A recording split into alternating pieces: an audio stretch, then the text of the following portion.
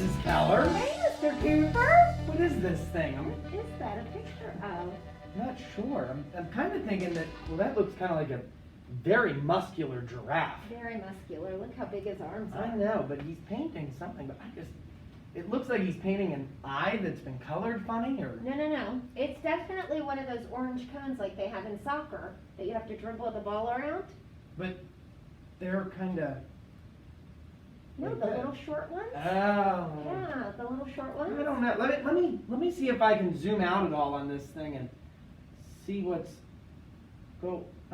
Oh, interesting. Well, that's not quite what I expected. No, that's not what I thought either. You know what? This reminds me of how if our perspective's different, because we are certainly not looking at this the same way that very long-necked giraffe is. Right. That we might end up thinking differently if our perspective's just a little bit changed. Yeah. Reminds me of point of view in literature. Which, you know what? What? Handling. I have notes for that I think would go great with this picture. You do? Oh yes, let me grab them. Okay, wait. While he's pulling those up, you guys have this cute little booklet called Elements of Fiction, and inside is a section all on point of view. So let's go ahead and grab that so we can take a few notes. Oh look, there they are. Isn't that interesting? That is just simply amazing that these were right there. They just popped right up. So now that you have your cute little books out, I think it's time that we look at the definition of point of view. Yeah, go for it. Oh, me, okay. So the definition of this, and if we go a little quickly, that's okay. We'll have a picture of this online for you. The definition of point of view is the perspective from which a story is told. So it depends on who's telling the story. Right. So it could be first person, which is just one of the characters in the story, and they will use the pronoun I. It could be second person. That actually makes you one of the characters in the story. That's kind of rare. It is rare. But it's fun.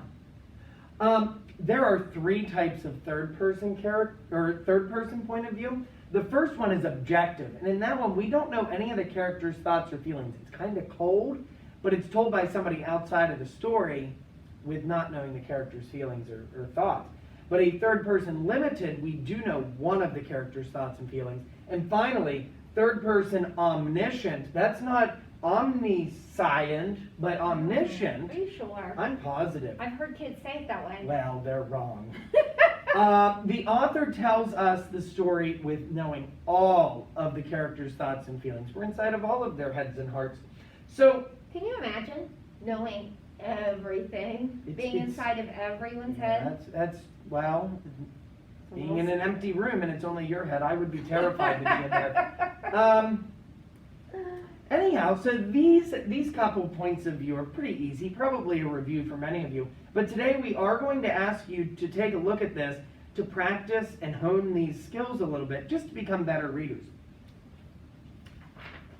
Oh, look at that. Look what I found, Mrs. Keller. I'm not even sure if I'm completely on the camera or not. Yeah, no, I think you are, but look, I think I handed this to my kids yesterday. Tuesday, yes, Yeah, Tuesday. yesterday. Yesterday, yeah. So there's 19, and that's a weird, odd number, but I think that the best thing to do would be for them to read the odds and to figure out which one of these points of view it is. So you're going to read these tiny little passages, and then you're going to think to yourself, which one of these points of view does it best match? And I'll tell you, some of these, they make me giggle. They're just funny. They're just funny. That's a great idea. I think that that's a fun activity for them. And only the odds? Yes, only the odds. Probably because Mr. Cooper is a little odd himself. Probably that's what it is. But speaking of point of view, I will say there is one more thing on your Schoology page. What? No, yeah, I'm just pointing to. Oh yes, that we need to take a thank you for pointing. I'm getting confused. I like to point. You have a little ticket out the door today, in which if you click on it, it will bring up yet another picture. Interesting. And when you look at this picture, it's going to ask you to answer today's essential question, which luckily is put right here for us. And we are, sorry about the lighting here, guys. We are looking for how does point of view affect storytelling? So you're going to kind of review that essential question, which, by the way, has been on your Schoology page the whole time. you're going to answer that by using this little picture to kind of guide your thinking. There's some further instructions there, but you're pretty smart. I'm sure you'll understand. Yep, just read those instructions. You got it, guys, right here in Schoology. So I think that's about it for point of view. I think so too. That's an easy day for them. However, there is one more thing we need to ask. Oh yeah, you have that. Yeah, let me just go over here and hold it up. Oh, that didn't work. It was There close. we go. Hey, does this look familiar? My kids have this too. Do yours? Oh, most of mine do, and hopefully it's not crumpled up inside their desks, but... Yeah. This is your narrative writing, your personal narrative writing rubric. Haven't we been working on that for a while now? Yeah, it's about time for it to be done, huh? I think so. I'm thinking about a week. September 30th would be a great day to kind of drop anchor with that and sail into a Look, due date. I have anchors. I don't. You guys can't see my face because I'm camouflaged. So, you are going to, this week, instead of having a checklist, you're going to be looking at this rubric. And it's going to be your responsibility to make sure you're getting the highest grade possible, because we've glanced at these, and we've kind of given some guidance with revising, and some of them are, coming along beautifully. But what we want you to do is really focus on these right-hand columns, the succeeded and the above and beyond. And we want you to go through and make sure that you have each of these items in there to the best of your ability. So, for example, I like this one, the one about setting. I love settings, time and place. And in the writing skill column, it says setting. You create a setting with sensory, dealing with the 5 senses. Sight and sound and smell and taste and touch.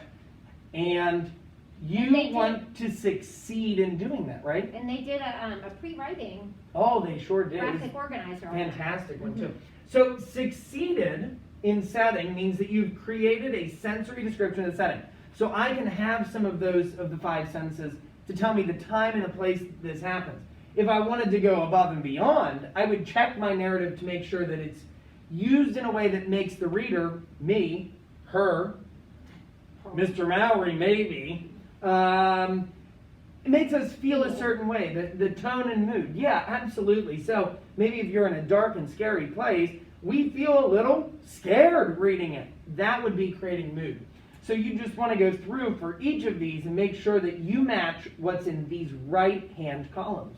And if you have questions about some of these things, like setting in particular, open up one of your independent reading books and read. Ooh, that's and we did some fantastic examples idea. of that, I know, like reading some settings that were in independent reading books so that we can kind of see how other authors use that when they are writing. So yeah, I think that's great. I mean, I know that I did that with both your class and mine with the story Monster. I read the lead to all the classes, and it kind of gave us a little bit of an insight. We jumped right into the story. It was this journal entry.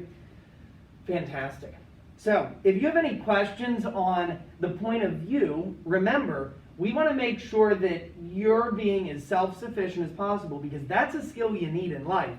So, we want to make sure that you can ask yourself, what have you tried? Look back at all those instructions. what else can you try? Maybe Google something if you really you're clueless. Where can you go for resources or support? Your best bet really isn't us first, because we're in meetings all day. And we might not be able to get back to you for a couple hours. So instead, you might want to reach out to your friends, your classmates, Mr. Mallory. Those people are ones that you can reach out to.